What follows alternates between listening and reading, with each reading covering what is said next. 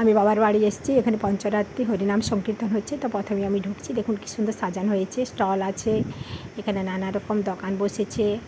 আর চলুন মেলায় দেখা যাক কী হচ্ছে। তো এখানে কীভাবে নাম সংকীর্তন হচ্ছে দেখুন।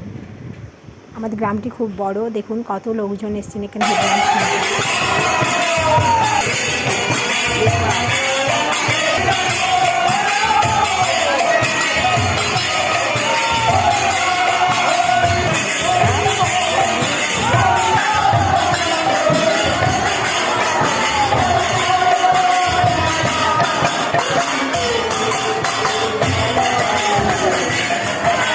তারপর গল্প করতে করতে আমরা সবাই চলে এলাম। একটু বরফ জল ওরা খাবে আর একটু পান আমরা খাবো, দিয়ে তারপরে বাড়ি যাব।